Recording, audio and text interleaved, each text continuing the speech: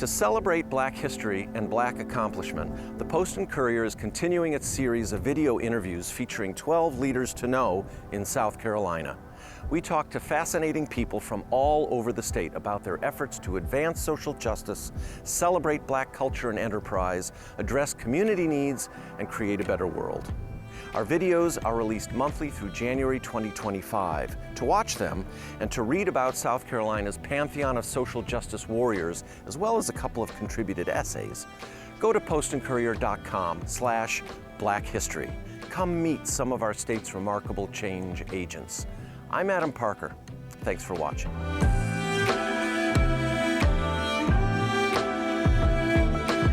Josh Simpson. Adam Parker. Nice to meet you. Nice to meet you, Adam. It's good to get together. Yes, yes. Here in lovely Reedville. Yes. It's a very picturesque kind of hilly area of the upstate. Mm-hmm. Driving through is actually, I went under the speed limit whenever I could, so I could take it in. That's good. It's nice. Yeah. It's really nice. So, a lot of countryside. And you're from this area? So I'm from about 45 minutes away in Union, South Carolina. Right. Of course. And, but being the upstate, it's accessible, so I'm from the area, yes, I would say. And you're 29 years old. 29. And you were just elected mayor of Reedville. Yes. Congratulations. Thank you. So we'll get to that. Mm-hmm. I'm sure you have thoughts on what you're going to do. Right. But first, let's talk about baseball. Okay. Because you played baseball. Right. I mean, seriously played baseball. That's the foundation. You found it as a kid, and I guess did okay, but then you had a growth spurt and really got serious. Right. Tell me about baseball and its significance in your life. Yeah. So, growing up, sports was the foundation. I grew up outside. I know it may be a little bit different today, but as kind of technology has advanced. But when I was old enough, 2-3 years old, hey, you were outside. You were playing, and I had older, cousins, friends, and, parents had friends who would come over and we would hang out together. So I was outside for the majority. Was there a curfew? Did your mother come out on the porch at a certain point and say, As I got older, yes, to keep me out of trouble. For the most part. But yeah, when I started like coach pitch around 5 years old, right? That's the, I don't even think I played T-ball, but it's simplistic. The coach pitches the ball, kids hit it, you run, there's not really any rules for the most part. But you get the rudimentary, the basics of it. Right. And so I can't remember loving baseball when I started. I was out there because I was signed up, so to speak. Okay. And so from 5, 6, 7 years old, it was just something I did. But, because we had to do something extracurricular, you couldn't just be at home, and so there was school, and then you needed to do something as well that would maybe hone those interpersonal skills even more. That teamwork, how team sports is always a good thing. How to be around people. And so around 8, 9 years old, got to the point where I was trying out for a little league team.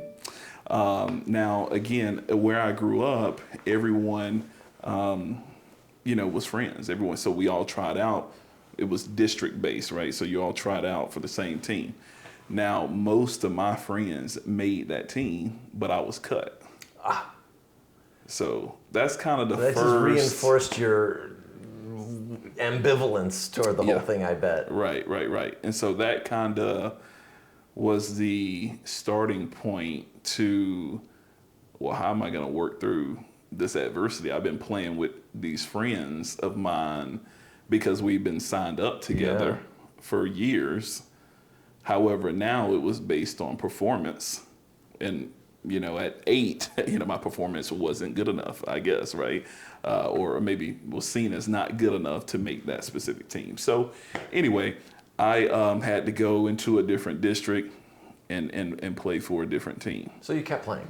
I kept playing. All new people, all new big friends. Adjustment. Yeah. Big adjustment, So I was kind of playing outside of my district. However, I, as I got older and played with that team, I kind of started to develop some skill, and they wanted me to come back to the team I originally was cut from. I see. Okay. And so my mom was like, no, you started here, you finish here. Stick with it. You stick with it, you finish here. So that was the beginning foundation to where baseball started. I started to pursue baseball a little bit more What positions seriously. were you playing?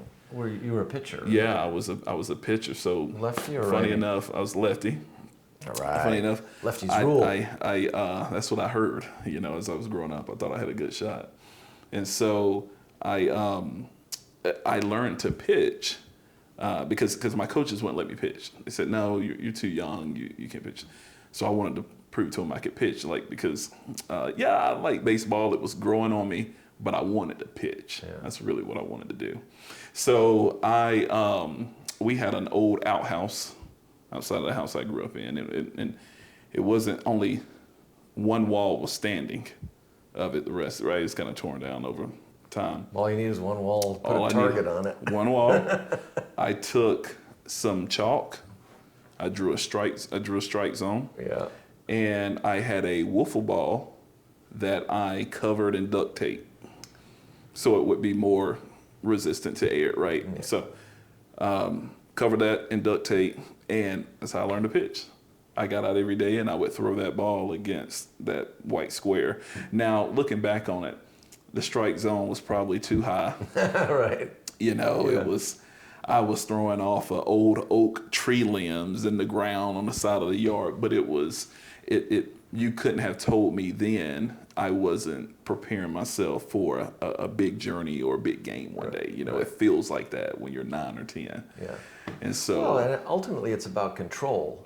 Mm-hmm. And even if the strike zone isn't quite in the right place, if you're able to hit your strike zone, right, then theoretically you can adjust and hit the real strike zone too. Right, because right. You've got the control. Right, the control of the ball. Right. You played. So No, well, not really. Yeah, you could have told me you played. Yeah. I would have believed you. Yeah. So. Well, I'd be lying. I do like baseball though. Yeah. Yeah. So around 10 years old, I started to grow 10, 11. I was kind of noticeably larger than other kids, which came with some genetic perks as well, Benefits, I guess, from sure. throwing, running faster, stronger, harder. not just I was bigger. stronger. Yeah. Right. And so, that's when it really became serious. It became a lifestyle. It was more so, hey, I love this game now. Now people are coming to watch me play. They want me to come play with their teams. I'm 11, 12 years old at this time.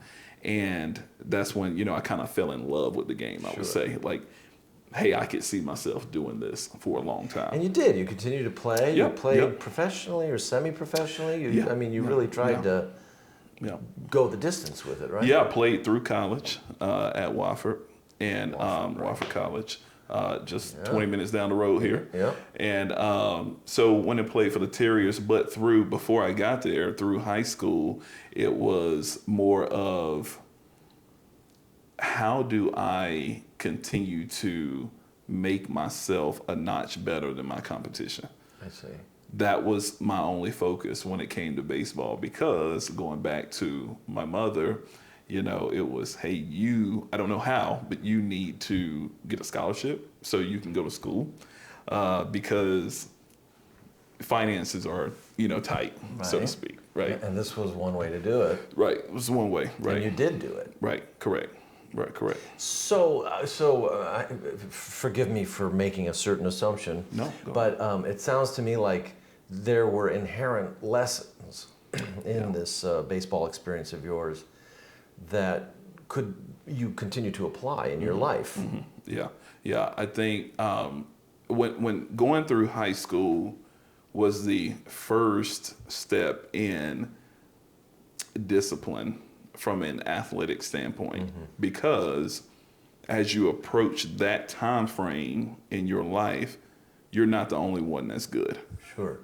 you're playing around other players, whether it's in your league, in the state, the country, that are right. Your competitive. Your pool becomes a lot more larger, and so it was a constant, again, reminder that I need to not only do what I have to do at practice, but even outside of the field to gain an edge. Why would a Wofford take me over my, teammate here? But then as you succeeded in doing that, I guess it must have boosted your confidence too. Yeah. Like it was, Yeah. like, oh, I can do this. Yeah. And if I can do this, maybe I can do other things. Yeah. Right? Yes, yeah. I had a little bit of confidence. People who know me, they would say, they might say a little bit more than a little bit, but I had a little bit of confidence back in the day. Yeah. And so, So you toned it down? A little bit. Yeah. It drove me though. It drove me to, ultimately, you get to that goal of, wow, I got the scholarship. I signed a letter of intent to play. I'm going to college, it's a good feeling, and Sure. I get to continue my career. Most people don't get to even go that far and play the game that they love. What did you study in college? I studied accounting. Accounting. Okay, so that's like, well, not really the opposite of baseball. Yeah. I guess you have to count in baseball. Yeah, some numbers There's involved. like a few numbers. Yeah. And so did you become a professional accountant? So I did. Shortly after I graduated, I went to work for KPMG in Greenville. Right. And Big firm, multinational. Right, correct. And realized that was not my taste. I missed being on the field. I mean, it was So that point in person. time. Yeah. I gained a lot of energy from being around people. Yeah. Okay. That was a very hard transition for me, going from the field, which again, probably most athletes, right? Going from the field to the cubicle, corporate America, hanging out in Excel for 15 hours a day during tax season. It wasn't conducive to where my your growth and where I wanted to be. and Right. your goals. Right. So how did you extract yourself from that career? Yeah. So I had a friend. How does it work? What are you preached in school to network, right? To build a network. It's who you know. It's who you know. And I had a connection that helped me get a role on the sales side of accounting and finance. Oh, okay. And that put you out in the field again, so that put me out in the field, and just meeting people, camaraderie, face-to-face rapport. I had strengths, I think, in accounting, but I was more aligned with being in front of people. I just like the nature of building a relationship, right? And so, which led to a career, in sales over the years, and the client-facing roles, client development. But it also taught me, it helped me realize where I gain most of my kind of joy, and that's from being on the field. That doesn't stop. So, and we're probably going to get to this, but how could I combine that or channel an avenue that would help me continue to be on the field and make an impact based on what I've learned over the years? Guess. Politics. Right. No, not necessarily. Public service. Yes. Because you're actually a public servant in two ways. You're now the mayor of Reedville, so you have obligations, a constituency to serve. Correct. But you also started this nonprofit, Kid on the Left. Right. Which is public facing and it's baseball related. Correct. And it's only for left-handers, I guess, right? It's only for it's not. No. It's only for left-thinking people. Yeah. No. It's for everybody. Right. It's for everybody. Yes. Well, okay. Tell me about Kid on the Left, because this is like an important part of your life. Big now. piece, right? It's a brand, and it's it's what some people think about when they think of me, right? And that was a big question I asked myself for a while. What do I want people to think of when they think of me? So these different ventures or channels of work, politics, nonprofit work, public service, being in schools, being in different organizations, speaking, it all aligns with service, right? Servant leadership, an attitude of gratitude, right? How do I, in any of those endeavors, impart what I've learned over the years to other people, And I think, so Kid on the Left was more so combining that with pieces from my background that I lacked that are important in the community today that can help other children. For example, the name itself comes from, this was mentioned in the article, not to rehash the whole thing, but it's mentioned or came from my son, when I had my son, who is 5 now, but he was on, which you've seen the photo on the left of the photo. And I looked and I said, just out of nowhere, I had this realization. It was just, man, I never had a chance to be on the left of this photo, and it was like, I have many people in my corner in my network that I'm connected with who have different initiatives in their community, but one thing I've never heard anyone say is, we have way too many people trying to help kids, right? Trying to help the community, trying to help you. No one's ever said that, right? I don't think they ever will. Right. And so there was never any hesitancy to create something like our nonprofit, because it's a nod to, yes, myself, my son, my background, but also how many other children out there don't have someone on the left or the right of the photo, right, yeah, exactly. Right on the right side,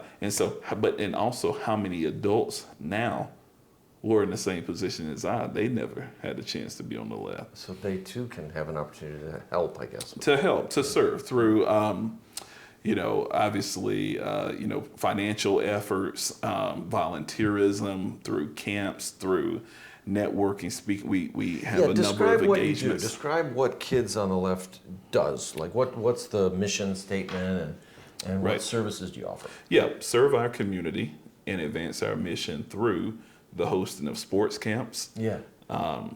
Investing in students through scholarships, and providing mentoring programs or partnering with schools who have current programs that we can embed ourselves in and help in, because schools need volunteers today. Yeah.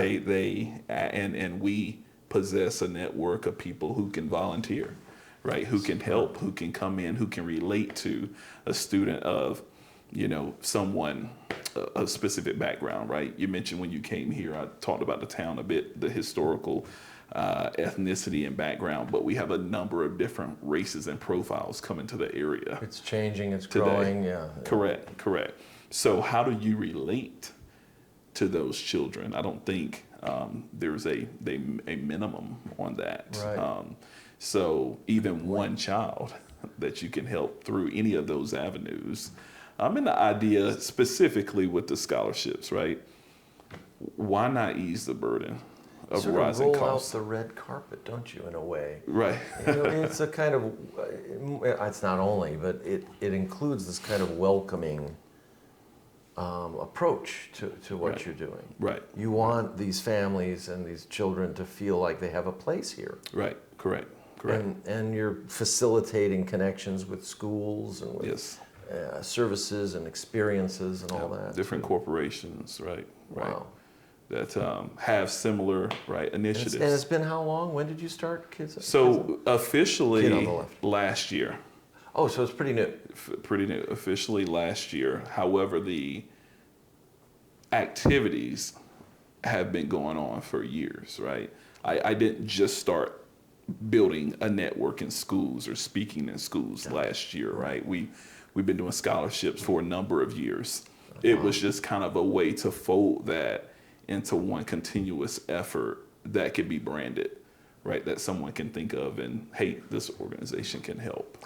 And the area that you serve, is it just mostly Reedville, Woodruff, and this particular area, or do you reach beyond? It's South Carolina, Oh, so the to whole speak. state? Yeah, we are working currently, partnerships in the Midlands and the lower state.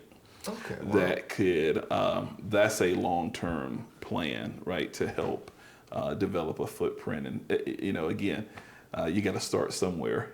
And so how can we help on a local, on a state, and a national It level? sounds like you started off with a bang. Yeah. I know these things were already in the work, and you formalized it about a year ago. But Right. but already you have partnerships, and already you have a fairly broad reach. Right. And how many families or kids do you serve? We've hell, I don't have a defined number. I couldn't tell you that. I need to get the metrics. Dozens and Right. dozens, and or dozens. hundreds? Yeah, I would say we've given away thousands of dollars in scholarship money. We've helped a number of kids through camps. I would say, hundreds just in the upstate, just in schools in the upstate, right? Sure. And that's not even hitting a stride yet. Yeah. So, yeah. Wow, that's exciting. Thank you. So I imagine you've been pretty dedicated to that.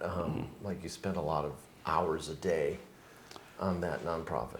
Yeah, I did in the beginning. Yeah, and I think it's not just myself. I have, our board has been instrumental in spending time as well to get to put us in a position where we even have connections that we can reach out to, and that we can tap into each other's network. But yeah, some time in the beginning for sure, and it's thankless time, right? It's I know. It's at night. It's on the weekends. Right. It's time no one really Yeah. notices. Probably not getting paid for it either. No, for sure. No. Yeah, No. I know how it goes. Yeah. But that's a good point, because I think I wanted to be in a position where it wasn't about the dollars that was associated with something. I thoroughly enjoy helping in that way. I mean, it is nice, though, and very satisfying when a nonprofit can gain the critical mass it needs and a bigger budget so that it can pay some salaries. Correct. And have Well, a that's staff, the obviously. right. Well, you have to have a game plan to help build that out for Sure. sure, which is what we have. Yeah. Wow, that's really kind of remarkable. So that's Kid on the Left, which will now continue, and it's growing, and you have a good board. So, at what point did you decide you want to become mayor? Yeah. So, back in college, when I was at Wofford, I attended. Well, they had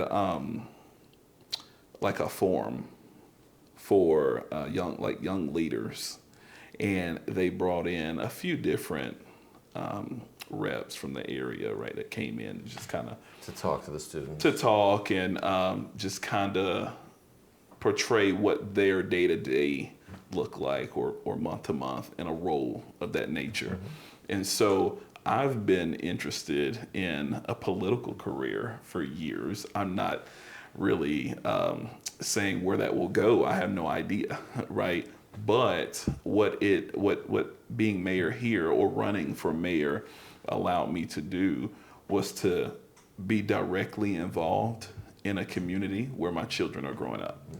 Yeah. I think I've worked with global companies, and I think sure, they pay you a salary, a dollar figure, so you can go spend money. But I looked at it from, what am I doing tangibly that's not only affecting my kids from like a financial perspective, but affecting the environment that they are growing up, that they will grow up in. We plan to be here a while. So when the mayor resigned, I inquired about, what a role of this nature would look like, and could I take that on in a responsible and a way that I could fulfill the duties, right? And so I thought, yes, yes. And so I wanted to have an impact, though, on the community, and have resources, build infrastructure that, my kids could be proud of. I think I maybe shared this, but it was more so evident after, my mom passed in 2023.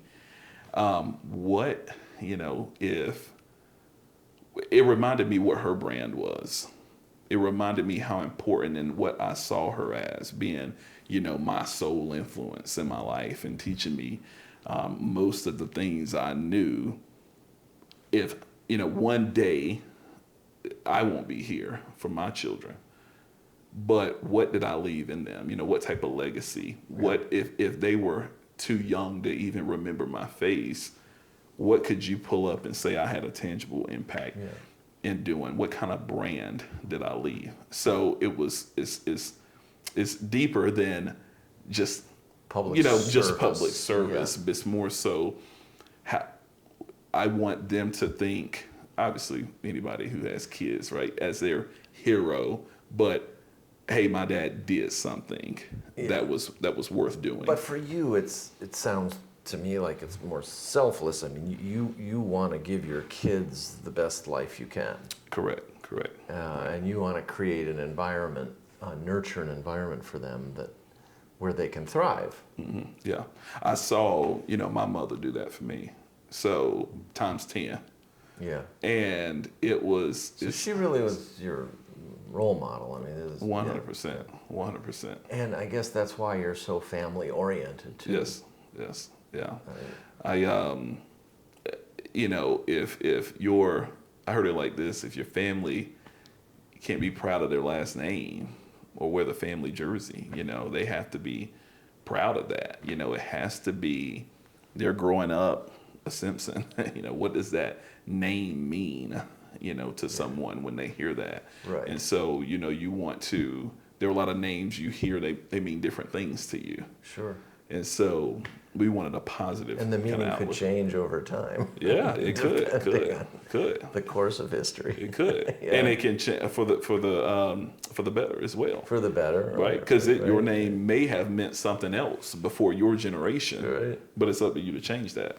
So here you are, you've embedded yourself in history, Josh Simpson. Yeah. And you've done it for your kids. Yeah. Basically, fundamentally. And you've written yourself a fairly tall order with Kid on the Left and now this national political career. Right. I guess Reedville is changing already. It was already starting to change as you came in. How do you view the future, the immediate future of Reedville? What's happening? What's the dynamic?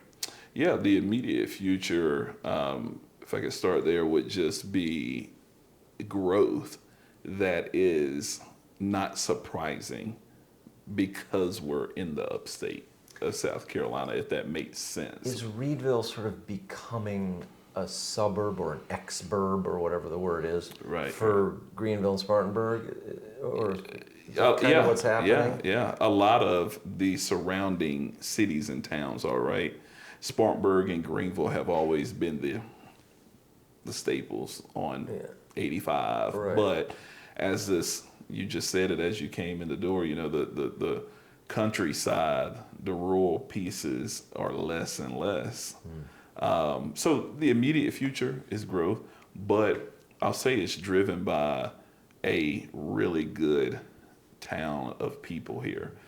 We have a fantastic council that I was lucky enough to be able to be brought into a role now where I now get to work with them, right, and get to collaborate on efforts for the town. I mean, so that's number one. You have to have people in place who are genuinely selfless, who want the best for, just like me, right, my kids, my community. Like, we're there to do what's best for the town. Yeah. And so we have a really good team of people. You don't run for city council for the glory of it. You do not. You do not. And they told us down at the State House, he said, if you get rich doing this job, there will be an investigation. Right. Something's amiss. So, you're right. Do you find that you have to think about the balancing act though? So as there's growth and sort of suburbanization,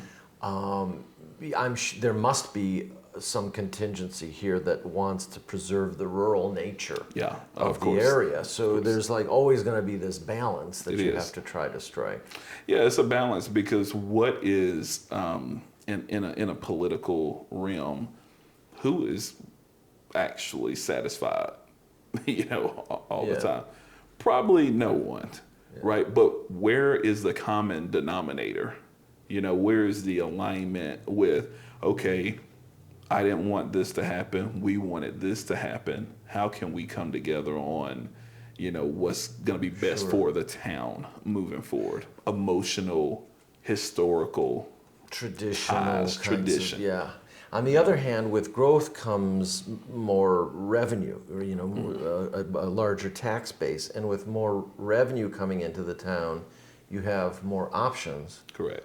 And you can use some of that revenue to protect the character of the town. Sure, you can use the growth itself in a way that sort of preserve. protects. The historical name, and that is the idea, right? None of the historical foundations here will be altered or changed in a way. This is historic regal. You saw the signs as you come in, but there are places that are due for growth or an upgrade because over time things change. And people, it's inexorable, right? Yeah. Most people don't like change.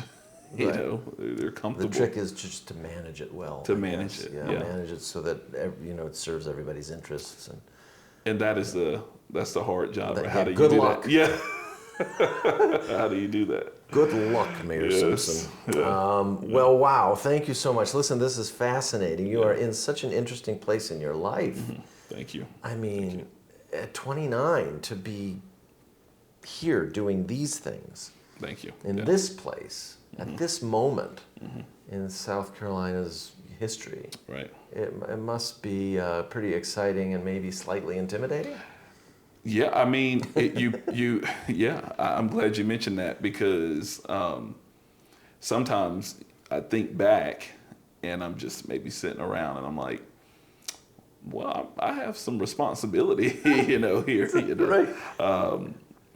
Family, work, a career, and now a political whole town. career, a town, that's growing. And, Yeah. You think back on how can I be the most effective and rooted in each role? And I heard it this way: give 100% of what I'm doing and do it with excellence.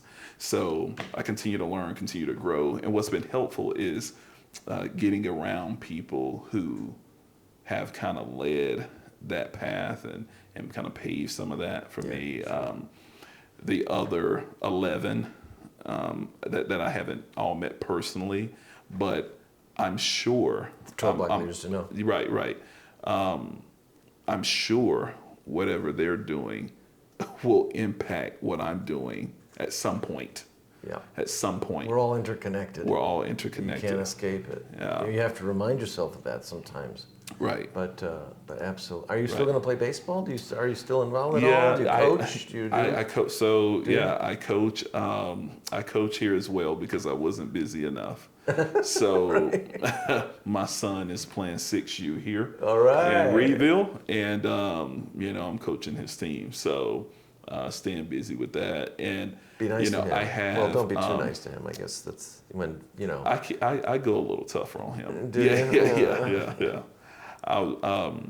Yeah. I mean, but I have, for one, an awesome support system, truly, genuinely, with my wife, for one, who is all in. Anything crazy, or she's like, politics, what? But has been nothing short of supportive, and is really a completer when it comes to a lot of these things. People ask what the secret weapon is. She is really it. And nice. My children. I'm almost a dad of 3. Really? We have one due in April. Oh, congratulations. Yes, yes. That's next month? Next month. Yes. Oh, wow. Yeah. Okay. Yeah. Well, because there wasn't enough on your plate, right? So. Right. Yes, yes. Yeah. Well, congratulations. Yes. Thank you, Adam. And good luck. Thank you. And break a leg. Yes, sir. And don't actually break a leg. Yeah. Yeah. Hit a home run. All right. In all the things you do. And thank you so much for the time. Yes, thank you again great for lending the time. Absolutely. Yes, sir.